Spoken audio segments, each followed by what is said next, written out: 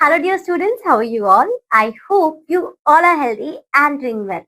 So, students, I'm your mathematics educator again here with the new chapter. And today we have chapter number 4, जिसका नाम है परिमेय संख्याएं यानी कि रैशनल नंबर्स।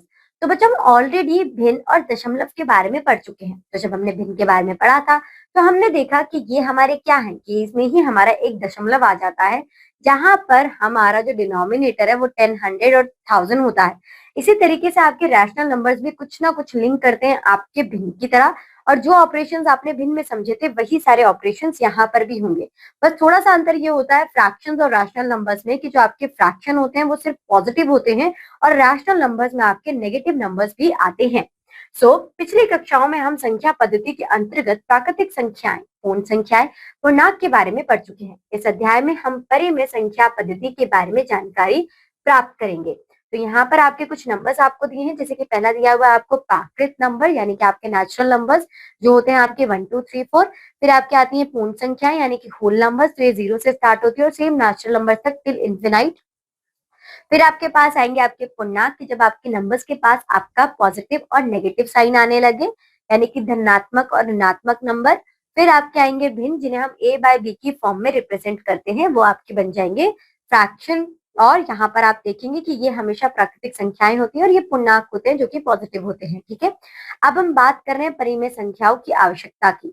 तो यदि a तथा b दो पूर्णांक हैं और b is never equal to 0 तो a डिवाइडेड b पर विचार कीजिए निम्नलिखित सारणी।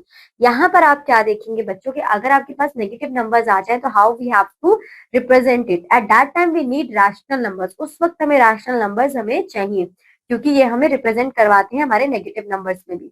अगर मैं रैशनल नंबर की डेफिनेशन की बात करूं तो any number which can be represent in the form of a by b where b is never equal to 0 that is refer as your rational numbers. यानी कि हमने यहाँ पे क्या देखा कि परिमेय संख्याएं हमारी वो संख्या होती हैं जो a बाय b के a बटा b के फॉर्म में हम लिख सकते हैं, और हमें ये ध्यान में रखना है कि जो हमारा b है वो कभी भी 0 के इक्वल नहीं होगा। आगे बढ़ते हैं बच्चों। अब यहाँ पर हम क्या देख रहे हैं कि उपयुक्त सारणी से स्पष्ट है कि पूर्णांक तथा भिन्नों में -16 डिवाइडेड बाय b और 19 डिवाइडेड बाय -3 के मान नहीं है, इसलिए तो हमें परिमेय संख्याओं की आवश्यकता हुई है। यहाँ पर अगर हम उदाहरण 1 देखें कि 3 बटा -5 की 4 समतुल्य परिमेय संख्याएं ज्ञात कीजिए। तो यहाँ पर जैसे भिन्न में हमने 5 या 4, यहाँ पर 4 बोला तो 4 रैंडम नंबर्स लीजिए और न्यूमरेटर डिनोमिनेटर यानी कि ऊपर नीचे दोनों को सेम नंबर से मल्टीप्लाई कर दीजिए। यहाँ पे 2, 3, 4 और 5 लिया है, आप मल्टीप्लाई कर इनका डायरेक्ट आंसर लिख सकते हैं। 3 2 6 एंड 5 2 10। तो 6 by -10, 9 by -15, 12 by -20 and 15 by -20 आपका आंसर ये आ जाएगा 25, सॉरी -15 बाय 25। आगे चलते हैं उदाहरण 2। इन परिमेय संख्याओं को धनात्मक हरों के रूप में लिखिए। धनात्मक हरों में कैसे लिख सकते हैं, यानी कि इनके डिनोमिनेटर को आपको करना है पॉजिटिव। तो अगर आप -18 को -1 से मल्टीप्लाई कर दोगे तो ये पॉजिटिव बन जाएगा, और जब आप इसे -1 से मल्टीप्लाई करो तो ऊपर से भी करोगे तो आपका नंबर बन जाएगा -8 बाय +18। -7 बाय 9 को निम्न परिमेय संख्याओं के रूप में लिखिए जिनका, तो ये अंश कितना लेना है इनका -21। तो यहाँ पर आप क्या करेंगे कि 21 कैसा आएगा, 7 3 21 होता है, तो आप ऊपर नीचे 3 से मल्टीप्लाई कर देंगे। 7 3 21, 9 3 27। तो इस तरीके से आपने इनका अंश चेंज कर दिया। यहाँ पर क्या ध्यान देखना है बच्चों आपको कि किस तरीके से आप अंश और हर को हल कर रहे हैं, चेंज कर रहे हैं। ठीक है, उदाहरण 4, -90 बाय 105 को 7 के हर वाली परिमेय संख्या के रूप में व्यक्त कीजिए। तो आप यहाँ पर क्या करेंगे कि इसे अब ऊपर नीचे 15 से भाग कर देंगे, तभी आपका जो हर है वो 7 आ सकता है, क्योंकि 15 के पहाड़े में 105 7वीं बार में आता है। तो इस तरीके से आप इन्हें सॉल्व कर लेंगे। आगे चलते हैं बच्चों, समतुल्यता की जांच। यानी कि आप यहाँ पर क्या देखेंगे कि आपने चलिए कैलकुलेट कर भी लिया कि ये समतुल्य है, बट हम कैसे माने कि समतुल्य है, तो हम यहाँ पर करेंगे अब वेरीफाई। तो यहाँ पर -4 बाय 7 इजिकल टू -8 बाय 14 दिया हुआ है।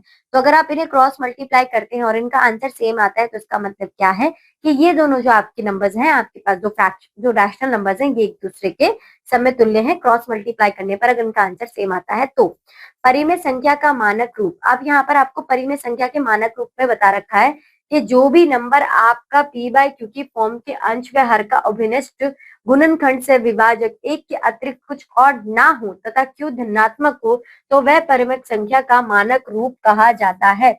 इसका मतलब क्या है बच्चों? इसका मतलब क्या है बच्चों कि आपका जो नंबर है, जो रैशनल नंबर है, p बाय q की फॉर्म में हो। क्लियर? उसके बाद जो दोनों के दोनों नंबर्स हैं वो सेम टेबल में ना आए। फॉर एग्जाम्पल आपके पास एक नंबर है 2/3, तो आप यहाँ पर क्या देखोगे कि 2/3 में आपका 3 जो है वो पॉजिटिव है। क्लियर? उसके बाद 2 और 3 सेम टेबल में नहीं आते। क्लियर? और उसके बाद अगर मैं देखूं कि मैं इन दोनों नंबर को किस नंबर से डिवाइड कर सकती हूँ, तो वो सिर्फ है मेरा नंबर 1। अगर ये तीन प्रॉपर्टीज किसी भी रैशनल नंबर में होगी तो आप उसे क्या कह देंगे? उसे आप कह देंगे परिमेय संख्या का मानक रूप, standard form of rational numbers. अब बोला है मानक रूप व्यक्त कीजिए, तो यहाँ पर -48/60 के लिए आप कैसे कर सकते हैं कि आपको ही तब तक सिंप्लीफाई करना है कि जब तक आपका अंश और हर ऐसे दो नंबर्स ना आ जाए जो सेम टेबल में ना आते हों। तो ये -4/5 आपका हो जाएगा और यहाँ पर आपका डिनोमिनेटर पॉजिटिव भी है और ये सिंप्लीफाइड भी है। और इनके लिए अगर मैं देखूंगी किससे इनका गुणन हो जाएगा तो वो आपका 1 है। आगे चलते हैं। अब बच्चों हमारे पास है प्रश्नावली 4.1। क्या ऐसी कोई परिमेय संख्या है जो ना तो धनात्मक है और ना ही ऋणात्मक? यदि हाँ तो उसका नाम लिखिए। तो ऐसी बहुत सी संख्या हो जाएंगी आपके पास जो ना धनात्मक है ना ऋणात्मक, क्योंकि अगर आप लेट करें कि आपके पास नंबर 16 है, ठीक है, तो यहाँ पर ये 1 इसके नीचे आ जाएगा। बट आप ये नहीं कह सकते कि वो धनात्मक ऋणात्मक की कैटेगरी से बाहर है, क्योंकि या तो पॉजिटिव होगा या तो नेगेटिव होगा, इससे ज्यादा तो कुछ हो नहीं सकता। यही पढ़ा है हमने, राइट? और 0 अगर आप वैसे देखेंगे तो 0/1 अगर आपका आंसर आएगा, क्योंकि 0 की कोई वैल्यू है, बट थोड़ा सा पोर्शन वहां पे भी आ जाएगा। इनमें से कौन परिमेय संख्या नहीं है? तो यहाँ पर आपका 0, ये 0/0 आपकी परिमेय संख्या नहीं है, ये भी आपकी परिमेय संख्या नहीं है, क्योंकि आपका जो डिनोमिनेटर होता है, आपका हल जो होता है, वो कभी भी 0 के बराबर नहीं होगा। प्रश्न 3, निम्न प्रत्येक पूर्णांक को परिमेय संख्या के रूप में लिखिए। तो यहाँ पर आप कर देंगे 4/1, -6/1, 0/1। तो इस तरीके से सबके नीचे 1 1 लिख दीजिए, ये बन जाएंगे आपके परिमेय संख्या। सत्य या असत्य लिखिए। सभी पूर्णांक परिमेय संख्याएं हैं। हाँ, सभी पूर्णांक परिमेय संख्याएं हैं, बिल्कुल सत्य। 0 एक परिमेय संख्या है, हाँ, क्योंकि हम 0/1 रिप्रेजेंट कर सकते हैं। प्रत्येक परिमेय संख्या एक पूर्णांक है, ऐसा कहना थोड़ा सा हम कह भी सकते हैं और नहीं भी कह सकते हैं, ठीक है? नहीं कह सकते मतलब बेसिकली, क्योंकि पॉइंट में आंसर आ गया या फिर रूट में आंसर आया तो थोड़ी सी पॉसिबल नहीं हो पाएगा। तो इस तरीके से आप इन्हें पढ़ेंगे और इन्हें क्लासिफाई करेंगे कि ये सत्य हैं या फिर असत्य हैं। आगे बढ़ते हैं प्रश्न 5 की तरफ। धनात्मक एवं ऋणात्मक परिमेय संख्या छाटिए। तो यहाँ पर आपकी धनात्मक कौन सी होंगी? जिनका ये क्रॉस हो जाएगा। तो ये आपकी धनात्मक है और ये आपकी ऋणात्मक है। तो इस तरीके से आप इन्हें आइडेंटिफाई कर लेंगे। आगे बढ़ते हैं प्रश्न 6 की तरफ। निम्न के समतुल्य 4 परिमेय संख्या लिखिए। तो यहाँ पर आप क्या करेंगे कि ऊपर नीचे किसी भी नंबर से मल्टीप्लाई कर दीजिए। तो यहाँ पर मैं 2 से कर रही हूँ, फिर 3 से कर दीजिएगा, फिर 4 से कर दीजिएगा और फिर 5 से कर दीजिएगा। तो यही सारे नंबर आएंगे 2/2, -2/2, -3/3, -4/5, -5/5। इसी तरीके से आप कोई भी रैंडम नंबर लीजिए और ऊपर नीचे मल्टीप्लाई कर दीजिए। प्रश्न 7, निम्न प्रत्येक को धनात्मक हर के रूप में लिखिए। तो यहाँ पर अगर आप -1 से मल्टीप्लाई कर लेंगे ऊपर नीचे तो ये हो जाएगा -5 एंड 17। तो -5/17 आपका आंसर आ जाएगा। अब देखते हैं प्रश्न 8, निम्न प्रत्येक को धनात्मक अंश के रूप में लिखिए। तो यहाँ पर आप -1 से मल्टीप्लाई कर देंगे तो ये हो जाएगा 16/14। इस तरीके से आप इन्हें सॉल्व कर सकते हैं। यहाँ पर भी ये तो ऑलरेडी है बच्चों, क्रॉस हो जाएगा, तो 17/18 बन जाएगा। ठीक है, आगे क्वेश्चन नंबर 9, -11/13 को निम्न परिमेय संख्या के रूप में लिखिए कि आपका जो अंश हो 121 हो। तो आपने क्या करा है, ऊपर नीचे 11 से मल्टीप्लाई कर दिया है। तो यहाँ पर तो आ जाएगा आपका 121 माइनस में, और यहाँ पर 13 एंड 3, तो ये हो जाएगा आपका 143। इस तरीके से आप सॉल्व कर लेंगे। ठीक है, आगे चलते हैं। क्वेश्चन नंबर 10, 17/-14 को निम्न परिमेय संख्या के रूप में लिखिए। तो बच्चों बहुत ईजी, आप आराम से कर सकते हो। प्रश्न 11, निम्न को मानक रूप में लिखिए। तो यहाँ पर आप क्या करेंगे, पहले से सिंप्लीफाई कर लीजिए। तो ये होगा आपका 1/-6। अब ये -6 क्या होगा, आपका पॉजिटिव होना चाहिए, तो ऊपर नीचे आप -1 से मल्टीप्लाई करेंगे। तो ये हो जाएगा आपका -1/6 और ये कन्वर्ट हो गया आपके मानक रूप में। इसी तरीके से आप इन्हें सॉल्व करेंगे। यहाँ पर देखिए 1/3 आएगा माइनस, तो इसे आप कैसे चेंज करेंगे, माइनस ऊपर चला जाएगा। जब -1 से मल्टीप्लाई करेंगे और ये 3। इस तरीके से आप इन्हें कन्वर्ट कर सकते हैं। आगे चलते हैं, रिक्तान भरिए कि 4 के पहाड़े में 20 कब आता है? ये आता है 5 पर, तो यहाँ पर भी होगा 30। तो 6 5 जा 30, 6 6 जा 36, 4 5 जा 20 एंड 4 6 जा 24। तो इस तरीके से आप इन्हें सॉल्व कर लेंगे यहाँ पे। ठीक है, आगे चलते हैं प्रश्न 13 की तरफ। निम्न में से कौन से युग्म समतुल्य है? तो यहाँ पे देखिए ये आपका 1/, नहीं ये समतुल्य नहीं है। यहाँ पर 3 7, तो ये आपका होगा। तो इस तरीके से आप इन्हें सॉल्व कर सकते हैं। आगे बढ़ते हैं, x का मान ज्ञात कीजिए। तो क्रॉस मल्टीप्लाई करेंगे, आपको पता चल जाएगा x का मान क्या है। 6 9 जा 54। तो आपका आंसर आ जाएगा 54, -54 भी कह सकते हैं आप। ठीक है, क्रॉस मल्टीप्लाई करेंगे आपको आंसर मिल जाएगा। यहाँ पे 3 8 जा क्या होता है 24, 24 को 4 से डिवाइड करेंगे तो क्या आएगा 6। तो x की वैल्यू आ जाएगी आपकी 6। आगे चलते हैं प्रश्न 15 की तरफ। क्या 6/-9 और 10/15 समान है? तो आप इसे सॉल्व करके देखिए। यहाँ पर आएगा 2/-3 और यहाँ पर आएगा 2/3। समान हम नहीं कह सकते क्योंकि एक आपका नेगेटिव है, एक आपका पॉजिटिव है। ठीक है, आगे चलते हैं प्रश्न 16। क्या -4/11 और 14/-11 समान है? बिल्कुल भी नहीं। तो इस तरीके से आप इन्हें सॉल्व कर सकते थे बहुत आराम से। आगे चलते हैं और अब हमारा नेक्स्ट कॉन्सेप्ट है परिमेय संख्याओं का संख्या रेखा पर निरूपण। तो अब हम देखेंगे किस तरीके से हम रैशनल नंबर्स को नंबर लाइन पे रिप्रेजेंट कर सकते हैं। ये आप देखिए, ये आपका नॉर्मल, जब आपके पास पूर्णांक थे तो आप इस तरीके से रिप्रेजेंट करते थे। ये आपको ऑलरेडी बताया हुआ है कि राइट साइड पे आपके हमेशा पॉजिटिव नंबर्स होंगे और लेफ्ट साइड पर हमेशा आपके नेगेटिव नंबर्स होंगे। यहाँ पर धनात्मक संख्याएं, वहां पर ऋणात्मक संख्याएं। आप देखिए यहाँ पर मैं बोला है कि 2/3 एंड -2/3 का संख्या रेखा पर प्रदर्शन कीजिए। तो सबसे पहले तो आप एक लाइन बनाएंगे, बीच में 0 को रिप्रेजेंट करेंगे। अब यहाँ पर 2/3 बोला है तो 0 1/3 और नेक्स्ट हो गया आपका 2/3। यहाँ पर भी सेम 0 -1/3 एंड -2/3, तो ये सेम हो गया। तो इस तरीके से आप इन्हें रिप्रेजेंट कर देंगे। आगे बढ़ते हैं, इसी तरीके से करना है नंबर लाइन को। तो बच्चों ऐसा कुछ खास नहीं है, जो आपको बहुत ध्यान से समझना हो इतना ही आएगा और इतना ही आपको समझना है। अब आता है परिमेय संख्याओं की तुलना के। अब हम किस प्रकार से परिमेय संख्याएं छोटी हैं, बड़ी हैं, बराबर हैं, ये देखेंगे। तो 4/5 या 0, तो आप यहाँ पर देखेंगे कि इसमें आपका 4/5 जो है वो धनात्मक परिमेय संख्या है, इसलिए ये क्या होगा, ये 0 से आपका बड़ा होगा। -14/18 3/5 से बड़ा नहीं हो सकता क्योंकि ये माइनस और 3/5 पॉजिटिव है। आगे चलते हैं, परिमेय संख्या की तुलना के नियम। परिमेय संख्याओं को धनात्मक हरों के साथ निरूपित करना चाहिए। सबसे पहले तो उन्हें पॉजिटिव हर यानी कि पॉजिटिव डिनोमिनेटर करना चाहिए। इन धनात्मक हरों का एलसीएम ज्ञात कीजिए। प्रत्येक परिमेय संख्या को समान हरों से निरूपित कीजिए। बड़े अंश वाली परिमेय संख्या बड़ी होती है। तो जिस तरीके से आप फ्रैक्शन में बताते थे कि कौन बड़ा है कौन छोटा है, वही आपको यहाँ पे करना है।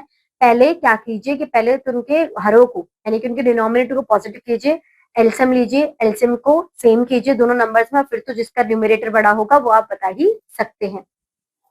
तो यहाँ पे -2/9 एंड 4/11 दिया हुआ है, तो 9 एंड 11 का एलसीएम आप लेंगे तो आपका आंसर आएगा 99। उसके बाद आप देखेंगे कि 9 के टेबल में 99 कब आता है और 11 के टेबल में 99 कब आता है, और उसे मल्टीप्लाई करके सॉल्व करेंगे। यहाँ पर तो बच्चों वैसे भी इतना करने की जरूरत नहीं थी क्योंकि देखते ही पता चल रहा है 4/11 या माइनस ए पॉजिटिव है तो ये बड़ा ही होगा। यहाँ पर देखना पड़ेगा, तो इसके लिए आप क्या कर रहे हो, 8 एंड 12 का एलसीएम लिया तो आपका आंसर क्या आएगा, या फिर आप यहाँ पे क्रॉस मल्टीप्लाई करके भी बता सकते हो। ठीक है, तो क्रॉस मल्टीप्लाई करके बता दीजिए, नहीं तो एलसीएम लेके भी बता सकते थे। 5 मल्टीप्लाई बाय 12 करेंगे 60, 8 मल्टीप्लाई बाय 11 करेंगे तो -88। तो आपका बड़ा कौन है, -60, क्योंकि जब हम नेगेटिव नंबर्स को देखते हैं तो छोटे वाले बड़े होते हैं। तो 60 कहाँ पर है, 12 मल्टीप्लाई बाय 5 करने पर, तो 5/8 is greater than as compare to -11/12।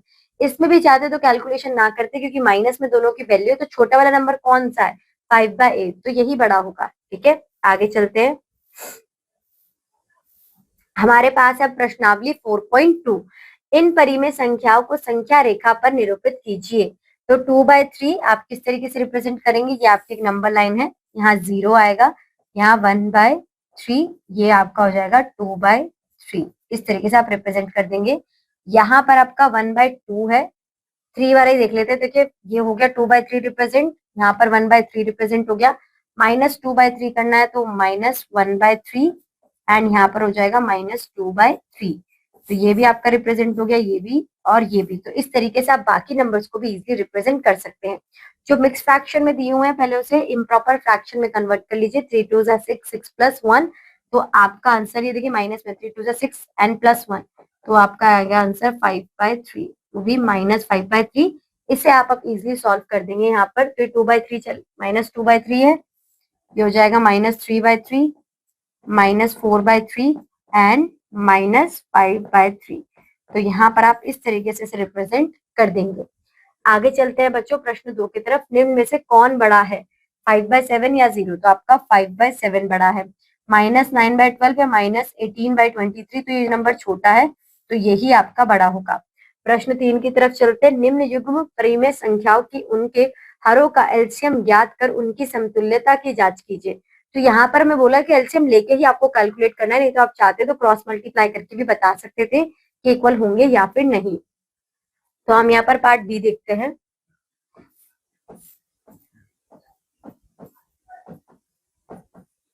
यहाँ 4 है, यहाँ 5 है, यहाँ पर 4, यहाँ पर 4 ले लेते हैं। 5 5 जा 25 एंड 25 4 जा 100, तो एलसीएम कितना आएगा आपका 100।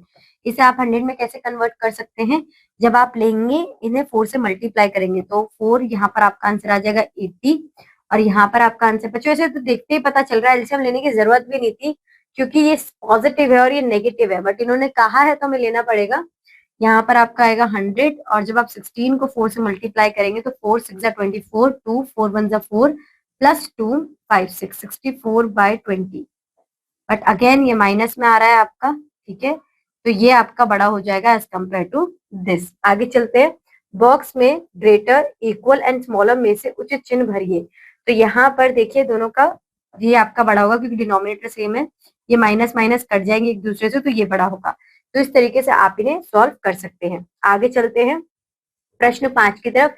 इन परिमेय संख्याओं की अवरोही क्रम में व्यवस्थित कीजिए। अवरोही क्रम क्या होता है, बड़े से छोटे की ओर। तो यहाँ पर सबसे बड़ा आपको क्या लग रहा है, 3/4, उसके बाद कौन है -2/5, और उसके बाद है -6/7। इस तरीके से आप इन्हें सॉल्व कर लेंगे।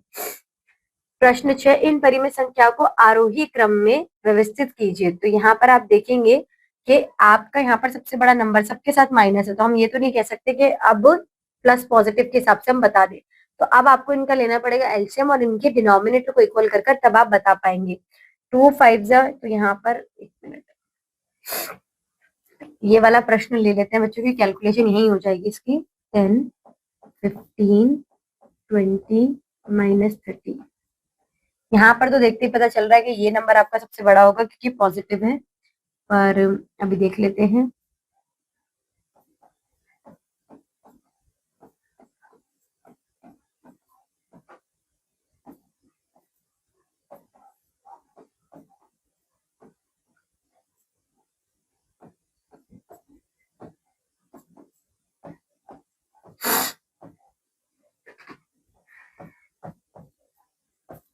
टू 2 जा 4, 4 5 जा 20 एंड 23 जा 60, तो आपका आंसर आया 60। अब आपको सबका डिनोमिनेटर 60 लेके आना है। तो यहाँ पर आपका आएगा 20 से मल्टीप्लाई करने पे तो -20/60, उसके बाद यहाँ पर आएगा 4 से मल्टीप्लाई करने तो 28/60,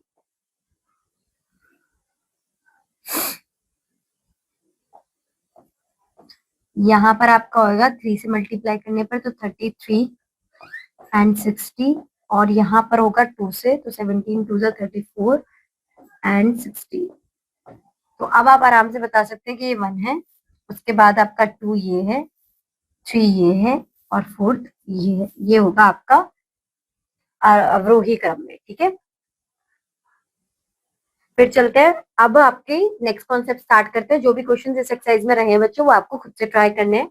परिमेय संख्याओं पर संक्रियाएं, किस तरीके से हम इन पे संक्रियाएं करेंगे, तो चलिए देखते हैं।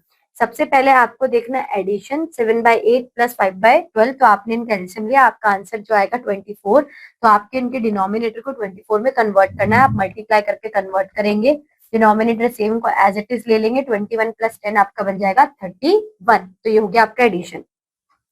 परिमेय संख्याओं का योगात्मक प्रतिलोम। प्रतिलोम हम कैसे करेंगे कि अगर आपके पास 4 - 4/7 है और ये 3/7 है, तो यहाँ पर क्या होगा, ये 7 7 कॉमन और माइनस एंड प्लस हो जाएगा माइनस, तो 4 में से 3 जाएगा तो आपके पास आंसर बचेगा 1/7। और बड़ा नंबर कौन सा है, 4/7, तो माइनस का ही आपके साथ साइन आएगा। आगे बढ़ते हैं। उदाहरण 14, 3/8 व -5/12, तो 8 एंड 12 का आप एलसीएम लेंगे 24 आएगा, फिर इनके डिनोमिनेटर को चेंज करेंगे तो आपके पास आ जाएगा 9/24 एंड -10/24, सब्ट्रैक्ट करेंगे तो ये बचेगा आपके पास -1/24। अब हमारे पास है बच्चों हमारी प्रश्नावली 4.3, निम्नलिखित परिमेय संख्याओं का योग ज्ञात कीजिए। तो ये 8 है तो आप इसे माइनस प्लस क्या होगा माइनस, तो ये 8 आ जाएगा, यहाँ पर 5 आ जाएगा माइनस के साथ, सॉरी 5 नहीं आएगा 2 आएगा, माइनस के साथ -2। ठीक है, उसके बाद यहाँ पर देखिए ये आपका 11 आ जाएगा, 8 में से -1 जाएगा तो 7 आ जाएगा, तो ये हो गया आपका 7/11। तो इस तरीके से आप इन्हें सॉल्व कर सकते हैं। आगे चलते हैं प्रश्न 2 की तरफ। निम्नलिखित परिमेय संख्याओं का योगात्मक प्रतिलोम ज्ञात कीजिए। तो यहाँ पर आपका 5/7 है, तो यहाँ पर प्रतिलोम मीन्स रेसिप्रोकल, तो ये हो जाएगा -5/7, आंसर आ जाएगा आपका 0। इस तरीके से आप इन्हें सॉल्व कर लेंगे, हर एक केस में आपका आंसर क्या आएगा, 0 ही आएगा। ठीक है बच्चों, अब बच्चों आज के लिए बस इतना ही। अब आपसे मुलाकात होगी आपकी अगली क्लास में, जहां पर हम डिस्कस करेंगे हमारे नेक्स्ट कॉन्सेप्ट को, जिसका नाम है परिमेय संख्याओं को घटाना। तो अभी तक आपको क्या करना है कि 3 एक्सरसाइज में आपने जितना कुछ भी समझा है आपको इसका रिवीजन करना है, अच्छी तरीके से हर एक क्वेश्चन को सॉल्व करना है, और नेक्स्ट क्लास में हम यहाँ से अपनी क्लास को कंटिन्यू करेंगे। आज के लिए बस इतना ही, अगली क्लास के लिए अच्छी तरीके से प्रिपरेशन